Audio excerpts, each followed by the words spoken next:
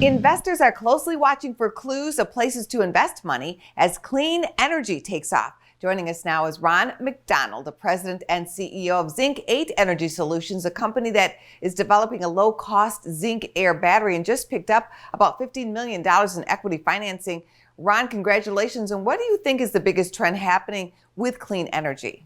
Public policy. We're finally at a spot, particularly in the United States, where there is great public acceptance about the fact that we're not going back to a dirty air, dirty water economy. And so there's a sea change that's happening. It's happened through COVID. I felt it myself, and I'm in the industry, but I felt it differently. I was looking out my balcony in Toronto, and I could see a row in the distance of high-rises. I've never seen them before. I've been living there for 5 years because it was clean air. And so I think that this whole notion that, yes, we can have a cleaner future has caught on. And it's also being driven by policy, particularly in the United States. So you're seeing states leading, even though the previous administration had left the climate accords, the Paris Climate Accords. The states picked it up like massively. So you've got over a third of the states in the U.S. that have committed between now and 2035, 45, or 50 to 100% renewable energy generation of electricity. That is massive, and that will forever change how we see our power. It's got to be green. You are in the industry. What do you think investors need to know? Well, I think that with respect to investment, I think the horse is out of the barn. It's not going to go back in the barn.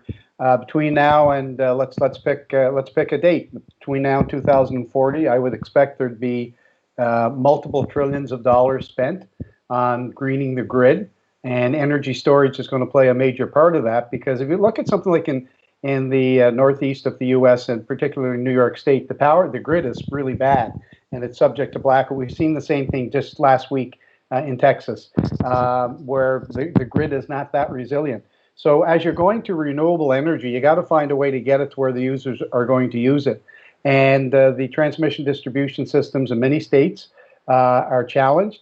By putting well-placed storage at certain nodes, you can mitigate against some of the real disasters that we saw, like last week in Texas, by having a distributive storage system in a state.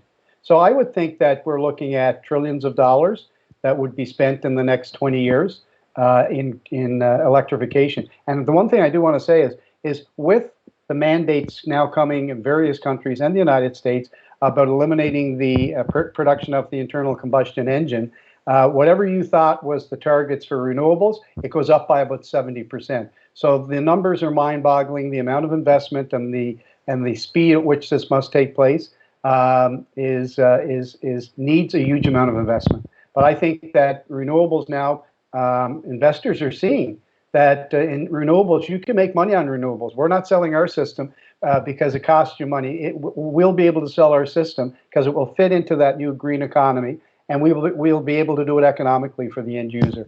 Thank you, Ron, and continued success with your business. Okay, my pleasure. Coming up next, the Business Edge.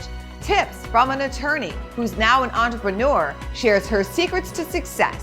And in the final trade of the day, a trader bets on a comeback for Vegas resort. Coming up on Business First AM.